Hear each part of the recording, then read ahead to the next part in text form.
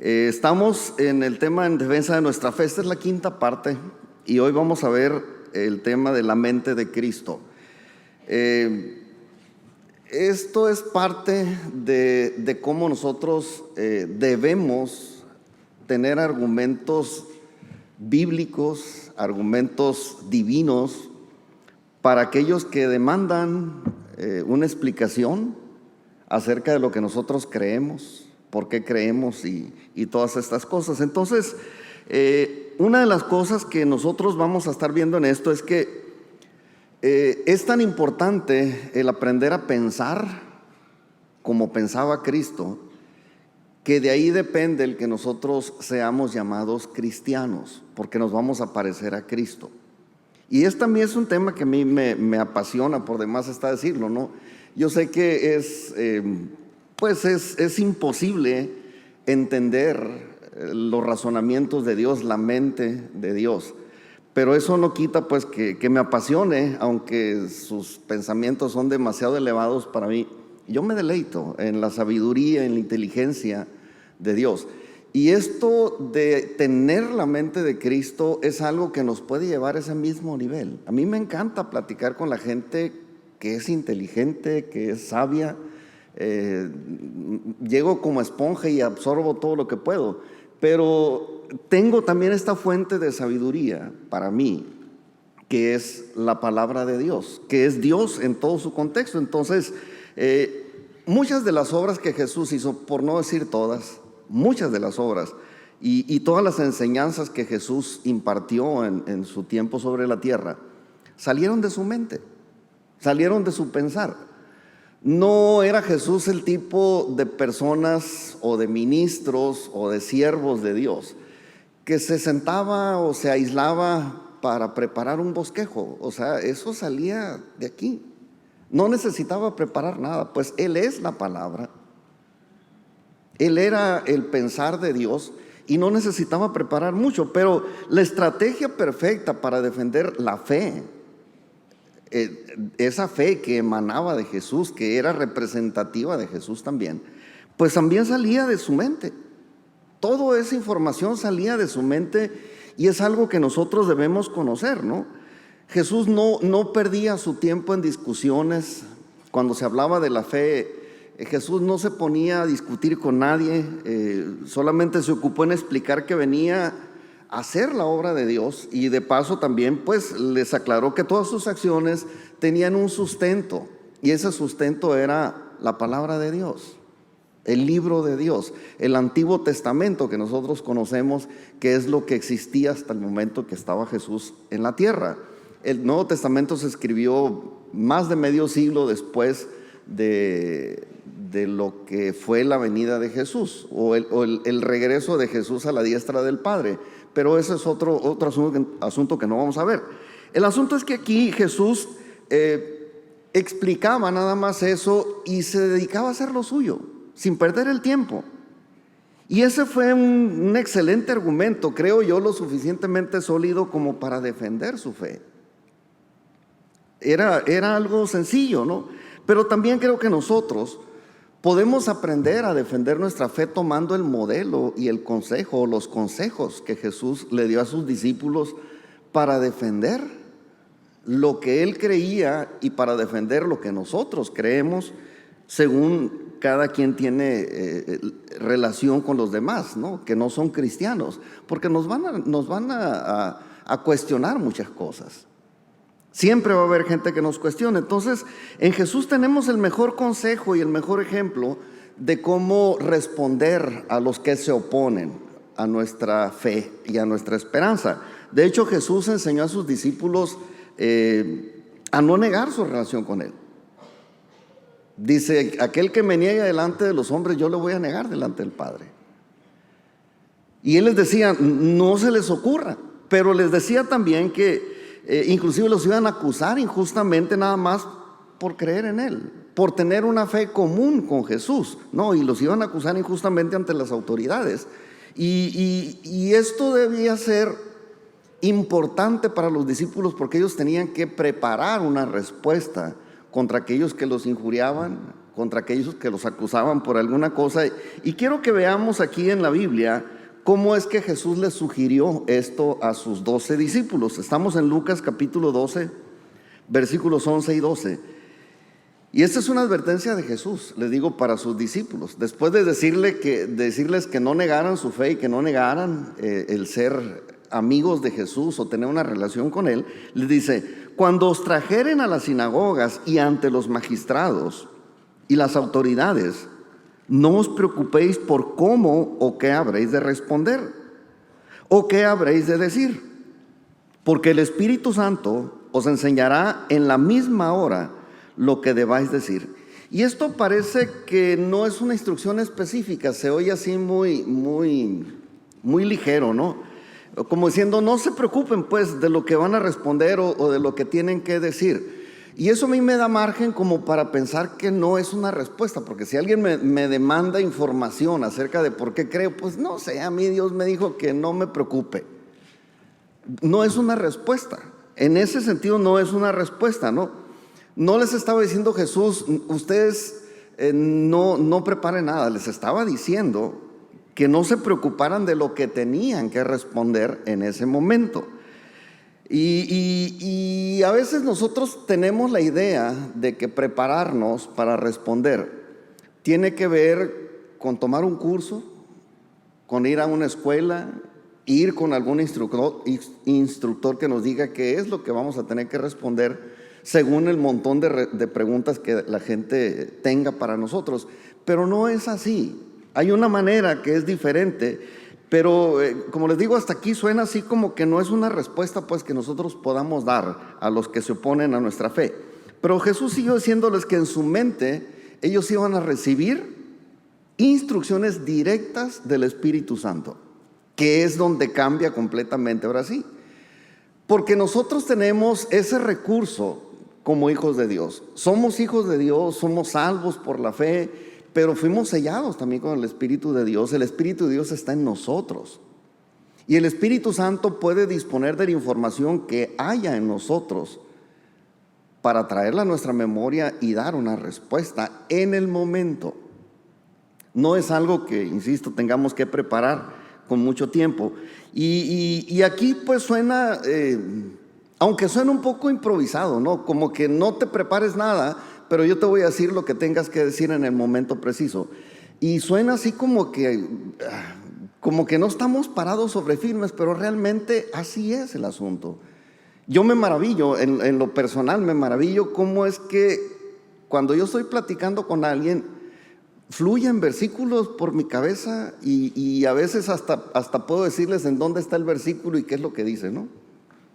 ¿Por qué? Pues porque se hace una manera de pensar, adquirimos una mentalidad que el Espíritu Santo ya trabaja de manera permanente en nosotros como estamos hablando, y hay respuestas bíblicas para todo. Entonces, los ataques, aquí para avanzar un poquito más en esto, los ataques contra nuestra fe y nuestra esperanza surgen precisamente cuando la gente no espiritual nos ve hacer las cosas espirituales que ellos no hacen. La gente está acostumbrada a juntarse con pura gente de su mismo tipo. Los borrachos se juntan con los borrachos, los adúlteros con los adúlteros, y así se polariza pues un poquito y se juntan los malos con los más malos y van haciendo más escuela. Pero en este caso nosotros podemos ver que nunca van a atacar nuestra fe si nosotros vivimos igual que ellos, pues. O sea, no hay ningún problema. Si tú vives como vive la gente sin Dios, no hay nada que atacar en contra de ti. Y esto es algo que por muchos años se ha especulado, sobre todo en el asunto de la venida de Cristo, ¿no? La segunda venida de Cristo. Mucha gente me pregunta a mí, pastor, ¿y qué onda con la segunda venida de Cristo? Pues ya viene, ¿no? Pero es que la Biblia dice que Apocalipsis, que nos van a perseguir, y yo les digo, no te preocupes, porque mucha gente cree que va a ser perseguida. Miren, les tengo una buena noticia a los que no son muy buenos cristianos: a ustedes no los van a perseguir. Esto es para los que vivimos conforme a la voluntad de Dios. Y esto suena fuerte, pero es una realidad. ¿Qué te preocupas? A ti no te van a perseguir por vivir como Cristo. Van a perseguir a los que vivimos como Cristo, eso sí. Pero Dios tiene ese recurso para nosotros de la bienaventuranza, que no lo vamos a ver ahorita, ya lo vimos. Pero la gente mala nunca va a atacar a los que hacen las cosas igual que ellos. Y el pleito es precisamente contra los que tenemos una relación cercana con Dios. Somos el blanco de esa gente, ¿no? Contra los que creemos y hacemos lo que Dios nos manda, los que queremos vivir conforme a la voluntad de Dios. Y no sé por qué, no me pregunten, no hay una respuesta lógica en cuanto a esto, pero por el simple hecho de creer en Dios, hay gente que se molesta con nosotros. Como que hay un espíritu en la gente que no toleran la presencia del Espíritu Santo cerca de ellos, en una persona, ¿no? A mí me ha tocado platicar con gente y gente que inmediatamente sientes tú el rechazo y la otra persona también siente ese rechazo y empieza el pleito, ¿no? ¿Y cuál era la razón? Pues ninguna, que este era perseguidor de los judíos, ¿no? Por ejemplo. Me tocó una vez platicar con un hombre antisionista, pues. Pero no vamos a hablar tampoco de eso. Pero esto nos habla de que nosotros vamos a recibir ataques cuando estemos haciendo lo que Dios nos mandó a hacer. El ataque a los hijos de Dios es cuando nosotros estamos haciendo las cosas que para ellos son detestables, que para ellos son ofensivas, que para ellos no son agradables. Entonces algunos quisiéramos prepararnos con anticipación, pero pues eso no funciona, ¿no? Preparar con anticipación, y creo yo, no, esto es algo de mi propia cosecha, pero yo creo que cuando nosotros nos damos tiempo para preparar algo, más bien nos metemos en el problema de que planeamos un pleito, no una defensa. No sé si le ha tocado pelear con alguien, discutir con alguien, y se queda uno pensando y dice, le voy a decir esto, y esto, y esto, y esto, y le va subiendo uno el tono, pensando en lo que va a decir, no necesariamente defendiendo sus argumentos, sino planeando un pleito. Me ha tocado, a mí me ha pasado, ¿sí? Me ha pasado, yo también he tenido problemas con gente y cuando nosotros tratamos de preparar algo con anticipación, muy seguramente nos va a dar margen para planear un pleito en el que yo gane, por supuesto, ¿no? Entonces, aquí lo primero es conocer a Jesús personalmente por la oración y las Escrituras. Llegamos nosotros, conocemos a Dios y lo vamos a conocer a través de la oración y a través de la lectura de la palabra. Cuando yo conozco a Dios, cuando yo vivo de acuerdo a lo que Dios enseña, a lo que Dios me dice que debo, de la manera que yo debo vivir, entonces yo tengo que demostrar mi fe por mi manera de vivir. La gente sabe que yo soy cristiano. Cuando llegas a un restaurante, la gente sabe que eres cristiano porque das gracias por tus alimentos.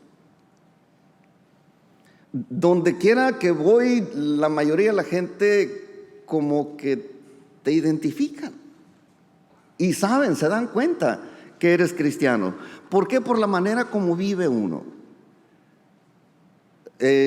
No me voy a meter tampoco en líos en ese sentido, pero tenemos que demostrar que somos de la fe cristiana por nuestra manera de vivir, es decir, vivir en santidad. Este es un tema que casi no se toca, el tema de la santidad. ¿Por qué? Pues porque ya pasó de moda la cuestión de la santidad. Pero la Biblia no dice que esto pase de moda. Tenemos que vivir conforme a lo que creemos, y eso es vivir en santidad. Y la gente, por verte vivir en santidad y ellos andar mal, te van a criticar. Y después, ahora sí, ya entramos en el tema. Si la gente ve que tú vives diferente, es entonces cuando la gente te va a pedir una explicación. Va a argumentar cómo atacarte, cómo destruirte o cómo afectarte de alguna manera. Pero si alguien nos pide explicación, es entonces cuando el Espíritu Santo interviene para darnos una respuesta que nosotros podamos dar. El Espíritu Santo va a agarrar el recurso que ya está en nosotros. Se supone, por la lectura de la palabra y la oración, ya tenemos información. Y esa información es la que dispone el Espíritu Santo para que nosotros demos una respuesta sabia en el momento en que alguien está demandando esa respuesta. Entonces, esa es la manera correcta de presentar defensa ante nuestros opositores. Entonces, el responder algo que Dios nos está diciendo que debemos responder en el momento, no antes, no después, en el momento. Y así se da esa mecánica. Entonces, necesitamos, evidentemente, tener la mente de Cristo para dar una respuesta así, para dar una respuesta cristiana. No podemos tener otra manera de pensar y querer responder con la mente de Cristo. Tenemos que responder con la mente de Cristo, con el pensar. Así pensaba Jesús. Jesús no preparaba, como les decía, sus mensajes. Él hablaba, y de lo que hablaba era sabiduría siempre. Y siempre hablaba lo que escuchaba del Padre. O sea, era en el momento. No era algo que él se fuera a preparar. Nosotros tenemos que preparar un mensaje. Aquí, pararse aquí en esta plataforma sin un mensaje no tiene caso. Para mí no tiene caso. Yo tengo que aprender, y esto es lo que la Biblia me dice, que un siervo de Dios tiene que estar preparado para presentar su mensaje. Es decir, que sabe trazar la palabra de Dios, sabe de dónde parte y sabe de dónde llega con un mensaje, planeadamente, anticipadamente. Pero Jesús no lo planeaba así. Jesús en el momento estaba respondiendo conforme a la palabra de Dios. Y esta es la parte que nosotros debemos aprender de Jesús. Jesús, de hecho, es la cabeza de la iglesia. Es decir, nosotros como iglesia somos el cuerpo de Cristo. Y Cristo Jesús es la cabeza de la iglesia. Entonces, nuestra manera de actuar debería depender de la cabeza, porque la cabeza es la que coordina todo el cuerpo. La cabeza es la que mueve todas las cosas, ¿no? Y pues coordina el funcionamiento de todo el cuerpo, y el cuerpo que se mueve a la voluntad de la cabeza es un cuerpo que funciona bien. Cuando estamos bien conectados, híjole, no tengo mucho tiempo para hablar de esto, pero por ahí escribí un libro que habla muy bien. Hay 7 fundamentos para conectar el cuerpo con la cabeza. No voy a hablar de ellos, pero hay una conexión pues del cuerpo con la cabeza de Cristo, que es Cristo. Y esa conexión debe existir siempre, debería existir siempre. Y la iglesia debería de tener por norma y por regla general, vivir conforme a esas reglas, porque eso es lo que nos mantiene conectados con Jesús, con nuestro Dios. Y de esa manera nosotros tenemos respuestas siempre que dar a aquellos que nos hagan cualquier pregunta. Entonces, siendo Jesús la cabeza, pues Él ya nos dejó razonamientos para defender nuestra fe, y nuestro compromiso, vuelvo a insistir, es leer su palabra y guardar esa información. Ahí vamos a conocer todos estos argumentos, pero en el momento preciso es cuando el Espíritu Santo va a traer, ¿no?, eso a la mente. El compromiso de Jesús es traer a la mente esa información que ya tenemos. Dios no nos puede recordar algo que no conocemos. O sea, necesita que nosotros llenemos nuestra mente de información, que leamos, que oremos, que escuchemos de Dios. Entonces, lo primero que hizo Jesús, ya metiéndonos en el ejemplo de Jesús, durante 30 años construyó un buen testimonio. Él no hizo muchas cosas. Comenzó después su ministerio de los 30, y después de comenzar su ministerio y de hacer muchas buenas obras, vino la crítica. No sé si me explico, es un proceso.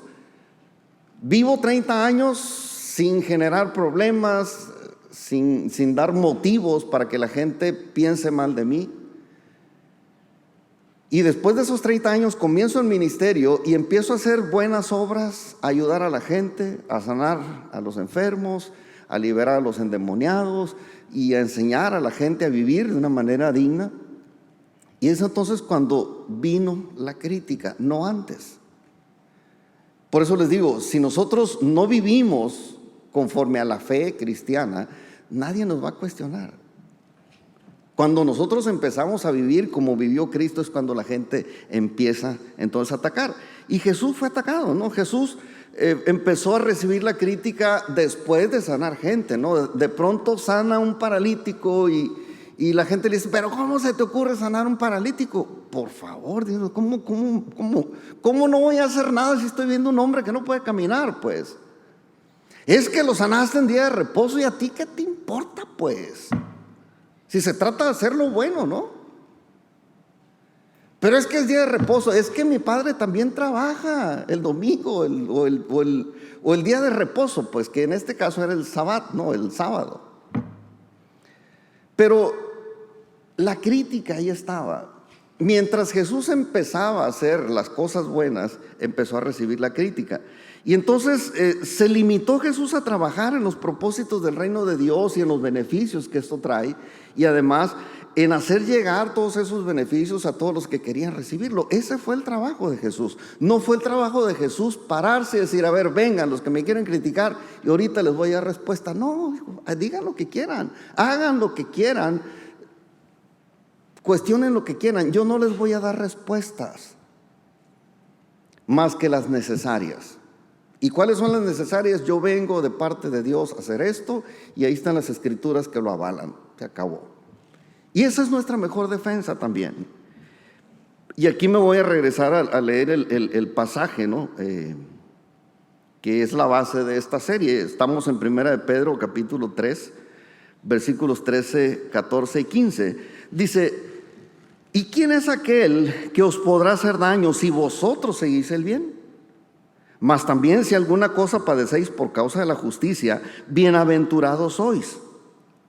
Por tanto, no os amedrentéis por temor de ellos, ni os conturbéis, sino santificad a Dios el Señor en vuestros corazones.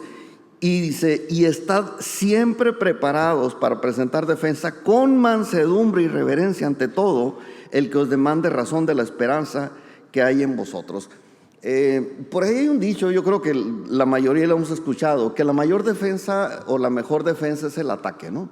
Y esto es algo que se escucha regularmente. Obviamente, cuando hablamos de defender nuestra fe y nuestra esperanza, no estamos hablando de agredir a los que se oponen a lo que nosotros creemos.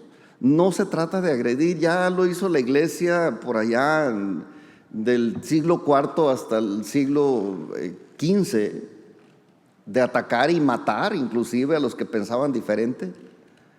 No se trata de eso. No estamos hablando de agredir a los que se oponen a nuestros valores. Eso, insisto yo, es pelear, pues no es defender la fe.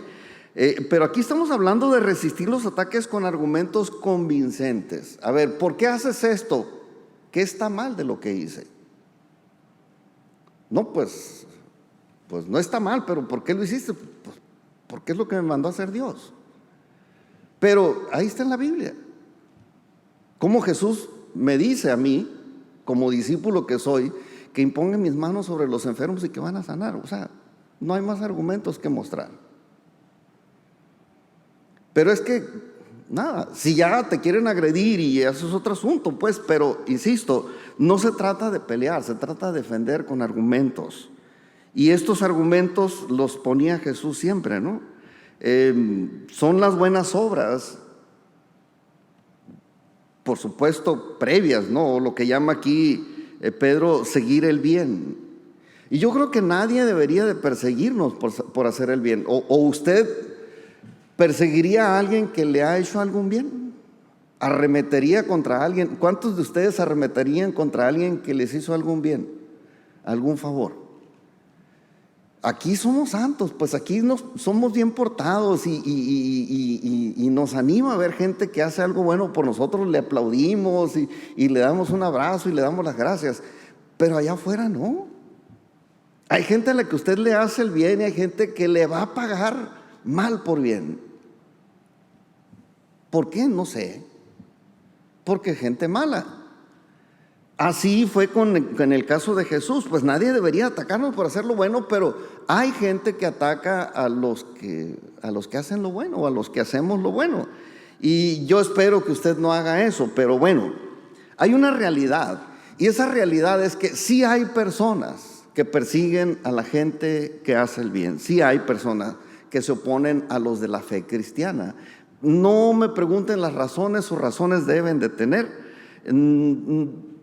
Nada más le comento, hay alguien detrás de ellos que los impulsa, y es una persona también, que los impulsa a tener esa actitud. O sea, no es que la gente quiera, es que hay una influencia y alguien está detrás impulsándolos a atacar. Pero de que existen, existen. Pues si esto existen desde antes de que Pedro escribiera estas instrucciones. O sea, lo que escribió Pedro aquí es porque él ya lo había vivido.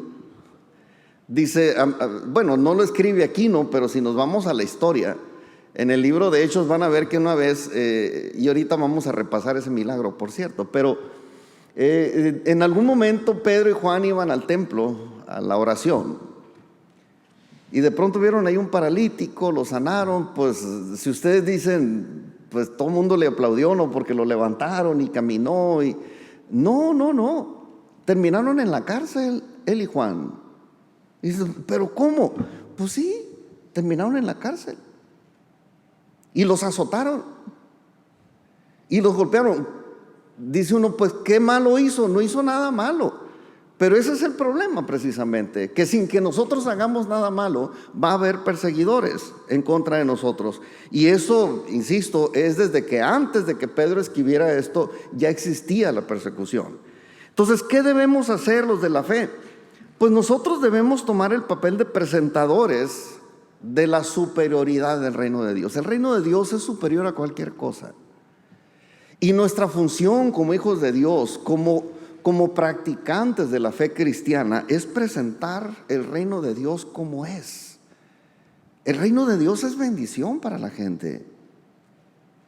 Y esa debería ser nuestra ocupación.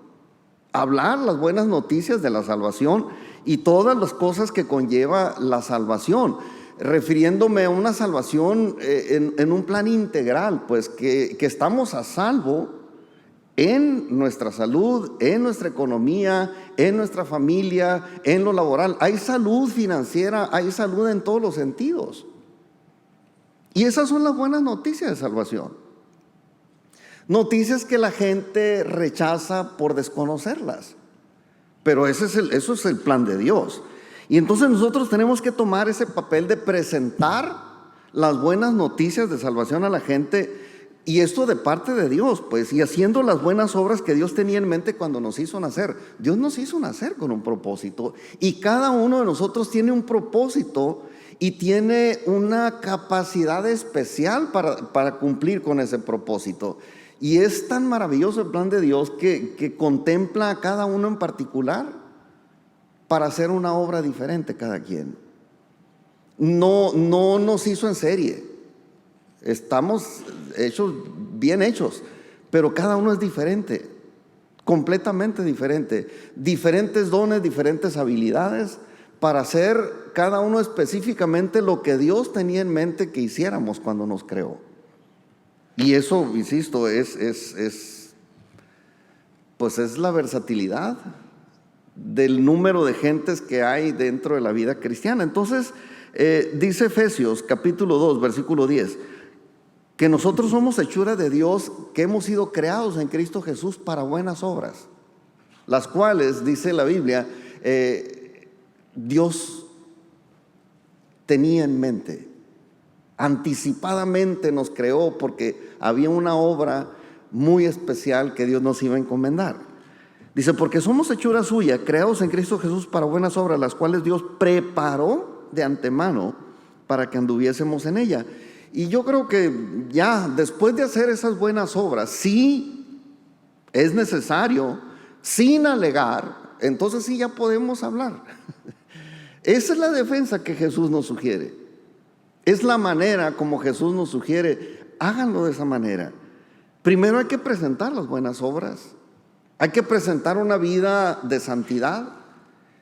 Y si la gente nos cuestiona eso, bueno, pues entonces, ¿qué más quieres? No voy a alegar, no voy a discutir, pero si tengo que hablar, te voy a dar a conocer la superioridad de los valores del reino de Dios. Valores y principios de justicia de Dios.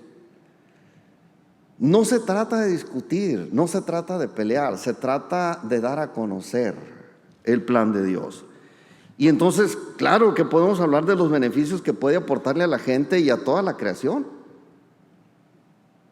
Pero eso tiene que ser cuando la gente demande de nosotros una información después de haber vivido en santidad y de hacer buenas obras. No antes, tampoco después. Todo esto lo hizo Jesús antes de recibir los ataques contra su fe. Les decía, durante 30 años vivió así, sin dar un solo motivo para que alguien levantara una sola queja contra él. La única queja que en algún momento se levantó contra Jesús fue la de su mamá. ¿Sí se acuerdan cuando se quedó Jesús? Tenía 12 años apenas, ¿no? Y Jesús se quedó en el templo platicando con los doctores de la ley. Los tenía, dice la Biblia, con la boca abierta y el ojo cuadrado, ¿no? Y la baba caída. De las preguntas y las respuestas que se dieron entre estas dos partes, ¿no? Y Jesús, pues siendo un muchacho de 12 años, se quedó platicando, disfrutando ese momento. Y se fueron sus papás, se regresaron a Nazaret. A 2, 3 días de camino se dieron cuenta y se regresan. Y es entonces cuando su mamá lo encuentra y le dice: ¿por qué nos haces esto? Esa es la única queja que hubo en contra de Jesús. El que Jesús se entretuviera en las cosas de su Padre Celestial. Pero eso no era motivo de queja. Al contrario, era motivo de un aplauso. Bravo, mi hijo. No, si a mí me dicen, mi hijo tiene 30 años. Si a mí me dicen, es que tu hijo se quedó ahí hablando de las cosas de Dios y creciendo. No, pues quédate, mi hijo, quédate a vivir allá, ¿no? Ya no digo de 12 años, yo encantado de la vida. Pero bueno, en algún momento hubo esa queja en Jesús. Fuera de ahí no hubo una sola queja. Por su mala conducta, por su mal comportamiento. No era, yo me imagino, lo hubiera dicho la Biblia si lo hubiera hecho, pero yo me imagino que a sus hermanos no les echaba en cara su maldad. O sea, no les reclamaba, sean buenos como yo, porque era bueno. Y sus hermanos no. Y yo me imagino que sus hermanos, híjole, veían y decían: ay, cómo me cae gordo. No sé si ustedes tenían un hermanito que siempre hacía las cosas bien y que por culpa de él les terminaban pegando. A mí me pasó varias veces. ¿Por qué no te comportas así como tu hermano? Pues sí. Y yo decía, a ver. Bueno, Jesús nunca dijo tampoco eso, van a ver. No hubo queja durante 30 años. Y después, cuando comenzó su ministerio, impactó las multitudes. Así, literalmente, impactó las multitudes con sus buenas obras y con sus enseñanzas. Pero todo esto no era más que un reflejo de su manera de pensar y sus altos valores que él manejaba. Valores genuinos, valores espirituales, ¿no? Ahora, la sociedad actual, estamos viviendo ahorita pues un tiempo muy difícil, ¿no? Muy, muy difícil, pero hemos dejado evidencias claras de la escasez de valores como humanidad. No hay evidencias de que tengamos valores. Ya ahorita, bueno, yo me acuerdo que nada más en las canciones, en alguna que otra canción de José Alfredo Jiménez se escuchaba: la vida no vale nada. Y decía uno, ¿cómo es posible que la vida no vaya a valer nada? Pues allá en Milión, Guanajuato, decían. Y yo cuando veo el periódico, es más, cuando le estoy dando vueltas así en el internet, en las redes, que ahora mataron 2 en San Luis, y que ahora encontraron 5 cuerpos en no sé dónde, y que ahora, o sea, dice uno, pues realmente sí, la vida no vale nada, ¿no? O sea, no hay valores. Cualquiera llega, se mete a una casa y pum, pum, pum, balacea. Aquí, si se han fijado, el cerco tiene un montón de hoyos de las balaceras que se han dado aquí en la esquina. Y las balas no son para jugar a las escondidas, son para matar. Aquí mataron 2 tipos y otro se murió a media cuadra más para acá. ¿Por qué? Porque no hay valores. No hay respeto por la vida. No hay valores. Y el mundo, desgraciadamente, no nos pide permiso para sembrar en nosotros y en nuestros hijos sus valores, que no son valores, porque eso es lo que hace el mundo. Agarra a nuestros hijos y desde la infancia intentan apoderarse de su mente, se la cautivan, ¿no? y los moldean a su antojo, si nosotros no nos anticipamos, por supuesto, ¿no? Tenemos que decirle a nuestros hijos desde que tienen uso de razón: hey, esto es lo correcto y esto no es lo correcto. Para que cuando lleguen a la escuela y les dicen: es que esto es lo correcto, hey, eso no es lo correcto. Los niños aprenden y saben muy bien. Entonces, desde la infancia los moldean, ¿no? A través de tradiciones, a través de la educación, la cultura. Miren, yo me acuerdo, nuestros hijos iban al kinder, desde el kinder, que hay que hacer un altar de muertos, ¿no? ¿A cuántos de ustedes no les tocó? Y nosotros decidimos, ¿sabes qué? Mis hijos no van a ir a hacer un altar de muertos. No celebramos a la muerte nosotros, celebramos la vida. ¿Y qué va a pasar con los que lo reprueben? Si es por eso que lo reprueben en esa materia, no hay ningún problema. Nunca lo reprobaron. Gracias a Dios terminaron su carrera los dos. Pero pues tenemos que educarlos. Y si no los educamos nosotros, los va a educar el mundo con tradiciones, con cultura, con la música. Cómo tuercen la mente de los niños o de los jóvenes con la mala música. Y de repente escucho unas letras y dicen: santo Dios, esto ya no es letra, esto son groserías. Aquí enfrente de mi casa, ahí están los vecinos con un bocinón ahí, y todos los fines de semana están tomando y está uno escuchando cada grosería que dice uno: pero ¿cómo es posible? Pero bueno, no hay valores. Entonces, ¿qué dice el mundo de las cosas espirituales? Específicamente de la fe cristiana. El mundo es otra cosa y ellos dicen: creo que ustedes, los cristianos, están mal de la cabeza. Eso es lo que dice la gente. O no me vengan con esas loqueras, ¿no? No, a mí déjame así como estoy, no me vengan con esas cosas, así estoy bien. O algunos casos dicen: ¿sabes qué? Ese libro ya necesita una actualizadita, ¿no? Hablando de la Biblia. Inclusive líderes cristianos a nivel mundial, híjole, y esto me da pena decirlo, pero esa es la realidad. Líderes mundiales de las religiones están cambiando lo que la Biblia dice para adecuarlo a este tiempo. Ahora, ¿qué valor le han dado las civilizaciones sin Dios a las cosas espirituales? La verdad es que aquí es donde estamos metidos en el problema. 1 Corintios capítulo 2, versículos 14, 15 y 16 dice: pero el hombre natural no percibe las cosas que son del Espíritu de Dios, porque para él son locura, y no las puede entender, porque se han de discernir espiritualmente. En cambio, el espiritual juzga todas las cosas, pero él no es juzgado de nadie, porque ¿quién conoció la mente del Señor? ¿Quién lo instruirá? Mas nosotros, y esto me encanta, nosotros, dice Pablo aquí, tenemos la mente de Cristo. Tener la mente de Cristo es tener una respuesta para todo aquel que demande una respuesta de nosotros. Y como podemos ver en esta carta que se escribió aproximadamente en el 55 después de Cristo, no es nada nuevo que el hombre natural no entienda las cosas espirituales. Siempre ha sido así. Y a veces, al no entenderlas, atacan a los que piensan diferentes. Y este es el problema en el que estamos metidos nosotros. O simplemente porque creemos en Dios. Hay gente que nos va a atacar nada más por eso, ¿no? Porque creemos en Dios. Pero sí se pueden imaginar qué sucedería si todos los cristianos pensáramos como Cristo. Si realmente los cristianos, así como dice aquí Pablo a los Corintios, tuviéramos la mente de Cristo, esto sería otro asunto totalmente diferente. El mundo sería un mundo totalmente diferente. Y vamos a revisar aquí un poquito de historia para entender lo que puede suceder hoy si nosotros llegamos a pensar con la mente de Cristo.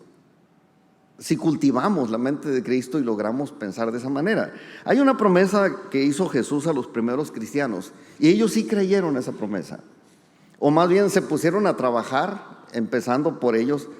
Y esta promesa le hizo Jesús a sus discípulos y le dice en Hechos 1:8: pero recibiréis poder cuando el Espíritu Santo haya venido sobre vosotros, y me seréis testigos en Jerusalén, en toda Judea, en Samaria y hasta lo último de la tierra. Esta es la parte de la historia, pues, que Jesús les decía a sus discípulos: ustedes esperen ahí. Esto sucedió 50 días después, el día de Pentecostés. Estaban ahí reunidos, el Espíritu Santo, recuerdan esa historia, llegó y hubo un escándalo ahí, que las cosas fueron raras, pero el Espíritu Santo llegó. Y de allí empezó a salir esta parte, ¿no? Empezaron a suceder cosas en Jerusalén, en Judea, en toda Judea, en Samaria y hasta lo último de la tierra. Bueno, todavía nos falta mucho ahí.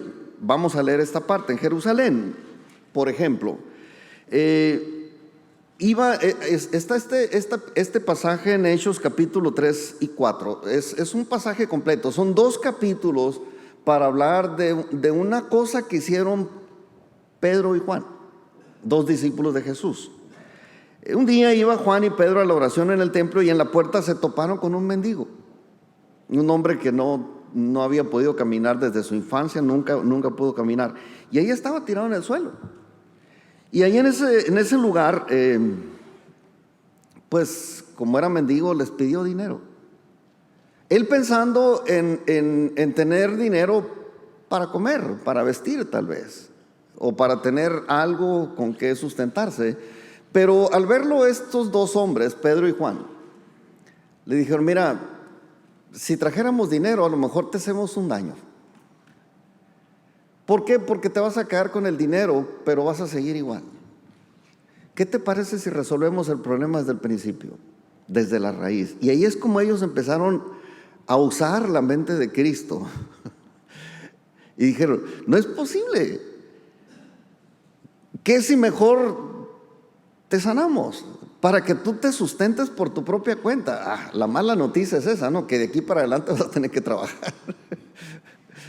Sí, porque no cree que Dios nos va a sanar para que sigamos acostados tirando barra todo el tiempo. O sea, no, se trata de que, órale, ponte a trabajar para que te sustentes tú y tu familia. Y entonces lo sanan a este hombre, y pues después de eso se armó un escándalo. Y les decía ahorita, terminaron en la cárcel. Pero al punto que voy es que ellos, pensando como Cristo, dijeron: no es posible que nosotros, teniendo una solución para ti, en vez de darte la solución que tú necesitas, te demos dinero. O sea, el cristianismo no es tan pobre como para repartir dinero. El cristianismo es para repartir bendición, vida abundante, salud en todas las áreas. No es para repartir dinero. Ni siquiera para que el pastor se llene de dinero con los diezmos, porque los diezmos no deben de ser del pastor. Por lo menos yo no me quedo con ellos. Si usted me pregunta dónde está, escárvele unos 2 metros para abajo y de ahí hasta arriba. Todo ese es el diezmo.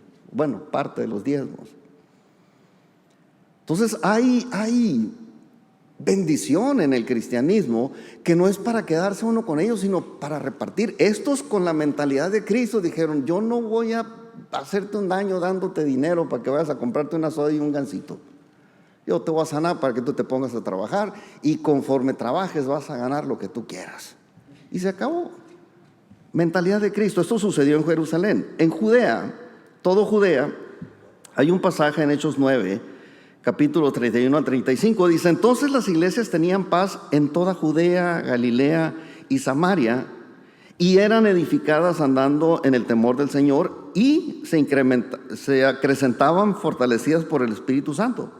Aconteció que Pedro, visitando a todos, vino también a los santos que habitaban en Lida, y halló ahí a uno que se llamaba Eneas, que hacía 8 años que estaba en cama, pues era paralítico, y le dijo Pedro: Eneas, Jesucristo te sana, levántate y haz tu cama. Y enseguida se levantó, y le vieron todos los que habitaban en Lida y en Sarón, los cuales se convirtieron al Señor. Otra más, dice que toda Judea empezó a ver estas cosas. La promesa es en Jerusalén, en Samaria, en toda Judea, en Samaria y hasta lo último de la tierra. Ahora vamos a Samaria. Hechos capítulo 8, versículos 4 al 8 dice: pero los que fueron esparcidos iban por todas partes anunciando el evangelio. Y entonces Felipe, descendiendo a la ciudad de Samaria, les predicaba a Cristo, y la gente unánime escuchaba atentamente las cosas que decía Felipe, oyendo y viendo las señales que hacía, porque de muchos que tenían espíritus inmundos salían estos dando grandes voces, y muchos paralíticos y cojos eran sanados. Así que había gran gozo en aquella ciudad, la ciudad de Samaria. O sea, la gente con una mentalidad cristiana pensaban como Cristo. ¿Cuál es el problema que hay aquí? No, pues que hay gente enferma, pues vamos a sanarlos. Así lo hacía Jesús, así pensaba Jesús, así lo vamos a hacer. ¿Qué otra necesidad hay? Pues hay un endemoniado ahí, pues hay que orar por él. ¿Por qué? Porque así lo hizo Jesús, pensando como Cristo, teniendo la mente de Cristo y resolviendo problemas en Jerusalén, en toda Judea, en Samaria. Y sale entonces Pablo, porque el resto del mundo conocido fue alcanzado por la obra misionera de Pablo, como todos lo conocemos. Y Pablo levantó iglesias ahí en Asia, en Europa, y no le alcanzó la vida porque lo mataron antes. Si no, Pablo se hubiera lanzado hasta América, y a lo mejor hasta San Luis hubiera llegado, ¿no? ¿Por qué? Porque el mandamiento era ir a Jerusalén, toda Judea, Samaria y hasta lo último de la tierra. Pero bueno, lo mataron antes, ¿no?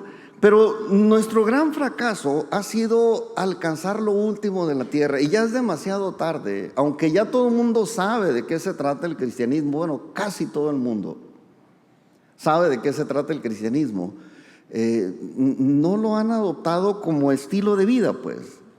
Y el problema es que los cristianos no hemos sabido cómo alcanzar a los demás, porque en vez de tener respuestas tenemos pleitos. ¿Por qué? Pues porque no hemos cultivado la mente de Cristo. No lo hemos hecho. Los primeros discípulos tenían una mentalidad cristiana, y nosotros orgullosamente nos decimos cristianos, pero pues no tenemos la mente de Cristo, pues. ¿Y de qué nos sirve decirnos, llamarnos cristianos? Mire, estuve revisando, se supone que el 31% de la población mundial es cristiana. Estamos hablando de católicos, protestantes, evangélicos y ortodoxos. Son las 4 grandes ramas del cristianismo. Claro, ahí nos metieron a los mormones, a los testigos de Jehová y muchas otras sectas que se consideran también cristianas. Pero bueno, 31% de la población mundial profesa el cristianismo. Sin embargo, el mundo no se comporta como si hubiera un 31% de cristianos. No se comporta. Haga de cuenta que de 10 gentes, 3 son cristianos. Donde 3 cristianos están juntos, no se corrompe. ¿Sí se acuerdan aquella negociación de Abraham con Dios? Le dice Dios: ¿sabes qué, Abraham? Voy a destruir esta. Y no, Señor, pero ¿cómo vas a destruir al justo con el injusto? Mira que si ahí hay 50, los voy a dejar. Y pues y empieza a ver, no, pues no hay 50, pero ¿qué tal si 40, si 30, si 20? Es más, si 10, ¿no? Ya no era ni el 1% de la población, pero si 10 personas hay justas ahí, por causa de esos 10, dice: yo no voy a destruir la ciudad. Y no los halló. Pero el punto que voy es que si 10 cristianos en una ciudad pueden detener la maldición de la destrucción, no parece que el mundo tenga esta cantidad de cristianos que piensen como Cristo, porque si los hubiera, no tendríamos estos problemas. Seguramente no los tendríamos. Entonces, todavía, mire, le podríamos sumar, ¿no? Para hacer un poquito más grande el lío. Se supone que el 31% de los cristianos somos, de los habitantes del planeta, somos cristianos. Hay un 25% de musulmanes que se supone también tienen libros que hablan de valores espirituales, y hay un 2% todavía de gente que profesa el judaísmo a nivel mundial. Si lo sumamos todo, nos da más o menos un 56% de la población que tienen principios fundamentados en los valores espirituales. Esto no parece, este mundo no parece que tenga esos valores, no lo parece, de veras. Yo lo observo, yo veo las noticias y yo digo, esto se está comportando como si no hubiera cristianos. Y el problema no es que no haya cristianos, porque todos hasta se registran. Viene el censo y en el censo dicen, ¿qué religión tienes? Pues soy cristiano. Y a veces hasta los que ni son cristianos les ponen el título, ¿no? Digo, el otro día, ¿qué pasó ahí en la esquina? No, pues iba pasando un cristiano y lo atropellaron. ¿Y era cristiano? Pues no sé, pero pues así les dicen. Entonces, hay un número de población que no es congruente la fe de ese grupo que dice ser cristiano, o de ese porcentaje, no es congruente con los problemas que estamos viviendo. Y el problema es que nuestra mente no está enfocada en las cosas que debería estar enfocada. Filipenses 4, versículo 8, nos dice, por lo demás, hermanos, y yo no me gusta mucho usar esta palabra aquí, pero lo recalco porque esto está dirigido a los cristianos, específicamente a los cristianos hermanos de Pablo, o sea, que eran contemporáneos de Pablo en ese momento, y les dice a la gente de Filipo, a la iglesia de Filipo, por lo demás, hermanos, todo lo que es verdadero, todo lo honesto, todo lo justo, todo lo puro, todo lo amable, todo lo que es de buen nombre, si hay virtud alguna, si algo digno de alabanza, dice, en esto pensad. ¿En qué ocupamos nuestro pensar? ¿Qué pensamos? ¿Con qué cultivamos nuestra mente? Si decimos ser cristianos, tenemos que cultivar nuestra mente para tener la mente de Cristo. ¿Qué tanta Biblia leemos? ¿Qué tanto de Dios escuchamos? ¿Qué tanto nos metemos en esto en serio? Obviamente, si nuestra mente no tiene información bíblica, no hay material del que el Espíritu Santo pueda disponer para que demos respuestas. Respuestas inteligentes, respuestas convincentes. Para aquellos que sí quieren creer, pero que no saben cómo acercarse, cómo entrar, cómo llegar.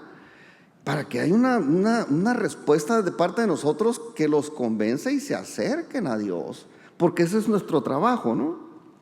Ya ni siquiera a veces es para defender, sino más bien para ayudar a otros a acercarse a Dios. Pero con razonamientos inteligentes, ¿no? Yo creo que gastamos mucha energía mental en pensar cosas que no edifican. Mucha de nuestra mente lo ocupamos en cosas que pues ni caso tiene, ¿no? Adivinar el final de una novela, por ejemplo, ¿no?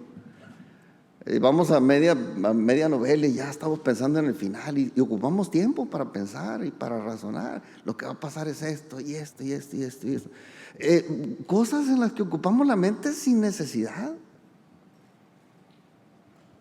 ¿Qué me voy a poner mañana, no?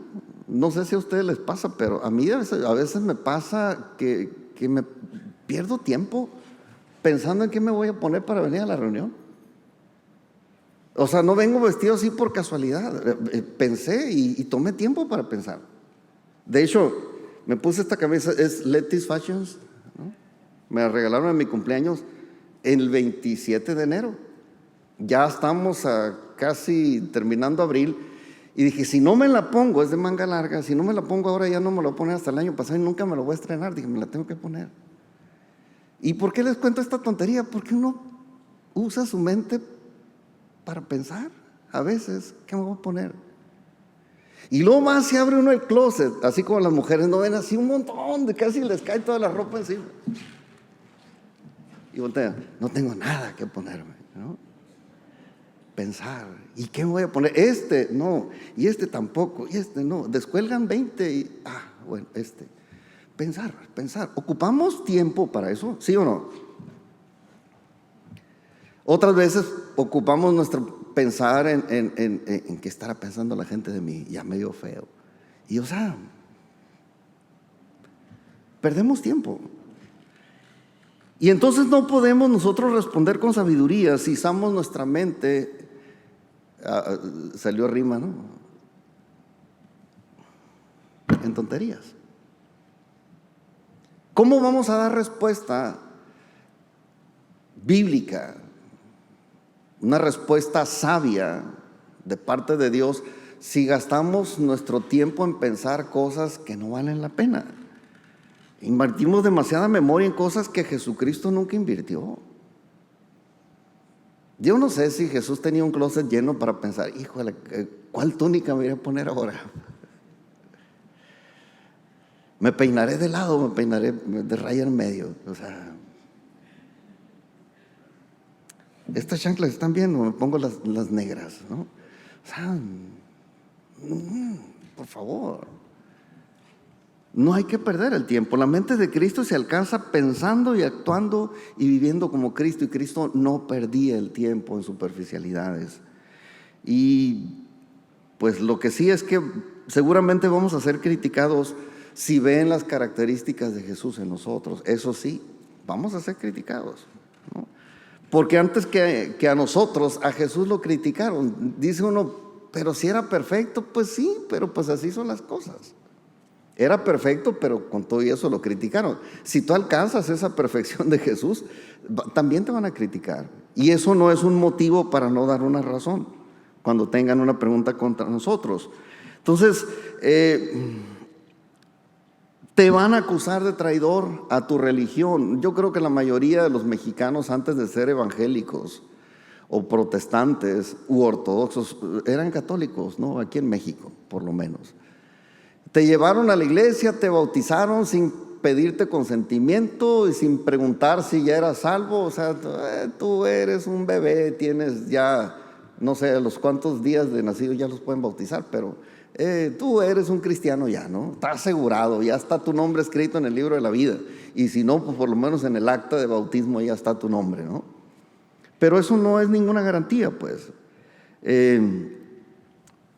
Cuando nosotros vamos hacia Dios y nos arrepentimos, nos es revelado el pecado y entramos a vivir la vida cristiana, a vivir una vida de santidad, la gente te va a decir, ya chaqueteaste, eres un traidor de tu religión. Otros dicen en su casa, lo tienen ahí un mosaico ahí pegado en la pared, este hogar es católico y por favor no se me acerque, ¿no? Porque yo no voy a traicionar mi religión. Está bien. Pero cuando nosotros vivimos el cristianismo, nos van a llamar traidores. Jesús fue el mejor practicante del judaísmo, 100% cumplió la ley y de todas maneras lo criticaron de traidor al judaísmo. Y era un fiel practicante del judaísmo, ¿no? Fue el único que cumplió el 100% y lo trataron, es más, lo mataron como un traidor del judaísmo. Pero así es, ¿no? Creo que a nosotros nos puede suceder lo mismo, tal vez nos decíamos cristianos sin serlo, pero ahora que vivimos un estilo de vida diferente, apegado a las reglas de Dios, y ahora que nos comportamos como verdaderos cristianos, también nos van a criticar, ¿no? Pero una cosa sí es verdad, el mundo nunca va a ser igual si nosotros alcanzamos a tener la mente de Cristo. Si nosotros cultivamos la mente de Cristo, el mundo nunca va a ser igual. Véalo por hogares. Véalo por hogares. Los hogares donde hay gente cristiana que son de influencia, son hogares que viven diferente. Disfrutan muchas cosas más que la gente no espiritual no puede disfrutar. Pero el mundo puede ser mejor si los cristianos, el 31% de los cristianos que estamos sobre el planeta, hiciéramos el esfuerzo de cultivar la mente de Cristo. Créalo que el mundo sería diferente, pero no es así. Y digo todo esto porque la invitación es esta: cultivar la mente de Cristo, aplicarnos a leer la Biblia, a orar, a buscar de Dios, a buscar cómo resolvía Jesús y resolver nosotros como Jesús lo haría. Y yo les invito a conocer la palabra de Dios, a entrenarnos en ella y atrevernos a pensar como Jesús. Porque es tan sencillo, mire, es tan sencillo pensar como Jesús. Pero se nos atora entre el pensar y el actuar. O sea, sí. Pero me ha tocado a veces gente que toma una asesoría para casarse y que les hacemos preguntas y responden todo tan bien, pero se casan y es una voladera de pelos por todas partes, ¿no? Un deschongadero y pleitos todo el tiempo. ¿Por qué? Porque una cosa es responder lo que sabes que debes de responder, lo que es lo correcto, y otra cosa es vivir como es correcto. Pensamos a veces, razonamos y decimos, esto es lo correcto, pero no voy a hacer lo correcto. Y ese es el problema. Pensar y actuar, la fe cristiana es otro asunto. Y yo creo que nada nos puede detener ni amedrentar si nosotros nos aplicamos a cultivar la mente de Cristo y vivir conforme a esa manera de pensar. Póngase de pie y vamos a orar.